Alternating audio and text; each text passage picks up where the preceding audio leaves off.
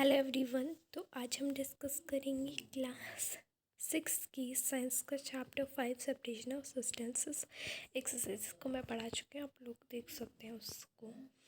ठीक है, हमें क्यों ज़रूरत पड़ती है सेपरेट करने के अलग अलग कंपोनेंट्स को मिक्सचर में से। आपको 2 एग्जांपल देने। हम यूज़ करने से पहले कोई भी सब्सटेंस को हमें हार्मफुल और नॉन यूजेबल सब्सटेंस को अलग करना पड़ता है जो उसके साथ मिक्स हो जाते हैं। कभी कभी हम यूज़फुल कंपोनेंट्स को सेपरेट करते हैं अगर हमें ज़रूरत पड़ती है। एग्जांपल है, हम सेपरेट करते हैं लार्जर साइज इम्प्योरिटीज़ को, यानी कि कोई बड़ा, जैसे कि हस्क डस्ट वीट में से या राइस पल्स में से, उसे हैंड पिकिंग मेथड कहते हैं। मैं ये पढ़ा चुकी हूँ। राइस और पल्सेस यूजुअली खाने से पहले कुक किए जाते हैं और उसमें पानी डाल के इम्प्योरिटीज़ को हटाया जाता है ताकि सॉइल पार्टिकल्स और डस्ट वगैरह हट जाए। अब पानी के साथ विनोइंग। अब विनोइंग क्या होती है, वो कहाँ यूज़ होती है? विनोइंग जो होता है मेथड होता है कंपोनेंट्स हैवियर से लाइटर कंपोनेंट्स को हटाने के लिए, ताकि किसके द्वारा? विंड और ब्लोइंग एयर के द्वारा। ये हस्क को अलग करना पड़ता है हमें पार्टिकल्स से, ग्रेन से। ठीक है, सॉरी, ज़रूरी होता है हस्क पार्टिकल्स को ग्रेन से अलग करना। Now the third question is, हम सेपरेट कैसे करते हैं हस्क पार्टिकल्स को सैंपल में से, पल्सेस में से कुकिंग के पहले। जब कोई हस्क या फिर कोई बड़ा हमारा डर्ट आ जाता है, ठीक है, तो क्या करते हैं हम लोग? तो उसको हैंड पिकिंग के द्वारा हम लोग हटाते हैं। ठीक है, अब ये सीविंग क्या होता है, ये कहाँ यूज़ होता है? सीविंग एक प्रोसेस है अलग अलग साइज़ के इम्प्योरिटीज़ को अलग करना, फ़िल्टर करना। सीविंग जो है, जो ऊपर वाले होल्स, बहुत छोटे छोटे होल्स होते हैं, और जो छोटे होल्स में से जो इतना भी भारी होता है सामान, वो नीचे चला जाता है। मतलब जो हल्का सामान होता है वो नीचे चला जाता है, जो भारी सामान होता है वो ऊपर रह जाता है। ठीक है, सीविंग जो है किस लिए? फ्लोर मिल्स, मतलब जब हम गेहूँ को क्या करते हैं, जब हम गेहूँ को पिसा कर लाते हैं तो उसमें से पार्टिकल्स जो ग्रेन के होते हैं वो उसमें रह जाते हैं। मतलब छोटे छोटे पार्टिकल्स ग्रेन के साथ साथ थोड़ी गंदगी भी आ जाती है, और इसके लिए हम लोग को जो होता है, क्या करना पड़ता है, कोई छोटे छोटे पार्टिकल्स, मतलब छोटे छोटे पार्टिकल्स, मतलब बड़े बड़े जो पार्टिकल्स होते हैं वो छोटे छोटे में कन्वर्ट हो जाते हैं, और जो आटा होता है वो और भी हल्का हो जाता है।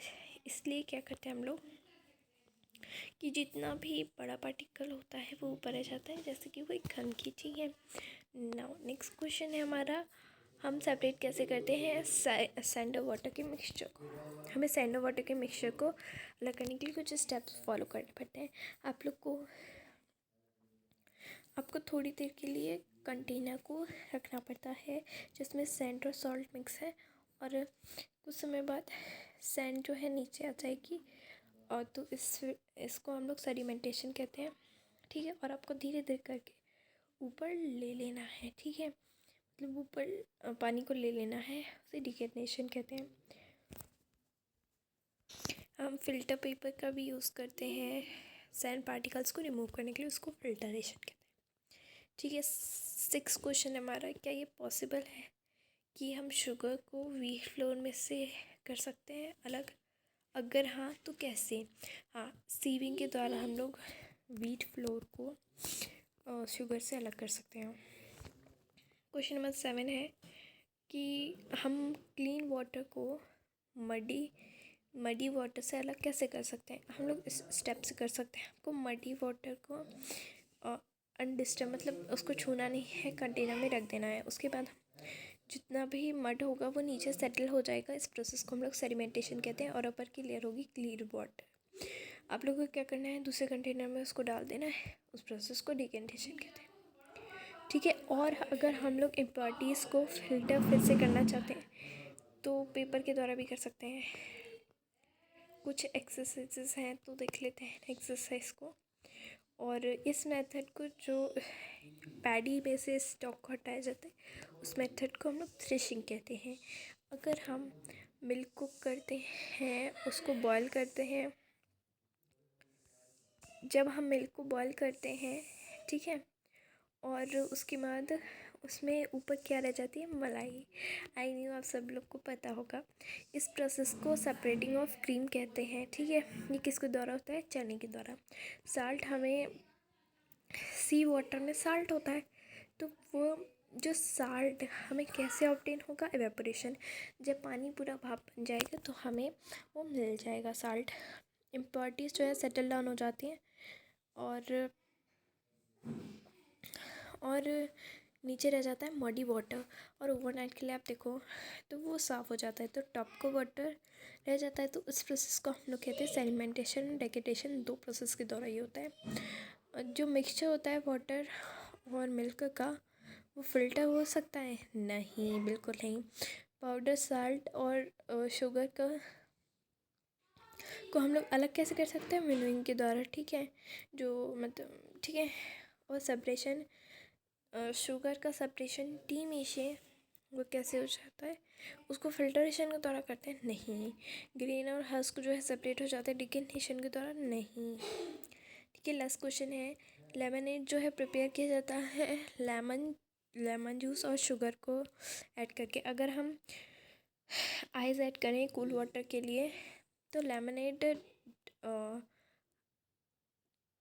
अगर हम आइस को ऐड करें तो लेमनेड जो है डिज़ोल्व, शुगर कब डिज़ोल्व होगी, पहले डिज़ोल्व होगी और लेमनेड में या बाद में। इन केस में क्या पॉसिबल है कि डिज़ोल्व कब हो पाएगी शुगर, अगर हम आइस से पहले शुगर को ऐड कर दें तो वार्म मिल्क होता है, वार्म वाटर होता है।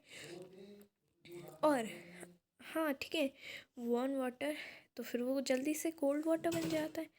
और ठीक है, अगर हम शुगर को डिज़ोल्व करने के बाद, मतलब अगर हम शुगर को डिज़ोल्व करने के बाद करें तो वो मिक्सिंग इन दी वाटर। देखो यहाँ सिंपली ये दिया गया है कि जब भी अगर हम यहाँ पे जो, अगर हम शुगर को डिज़ोल्व करें वार्म वाटर में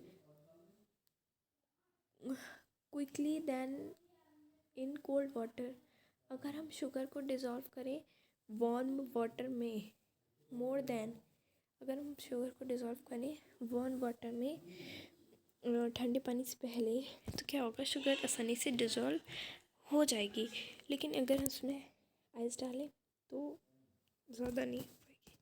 दैट्स ऑल फॉर टुडे। अगर समझ नहीं आया तो मुझे कमेंट सेक्शन में बता देना, बिकॉज आई नो बहुत से बच्चों को नहीं आया होगा। नहीं आया तो कमेंट सेक्शन में बता देना। Thank you for watching.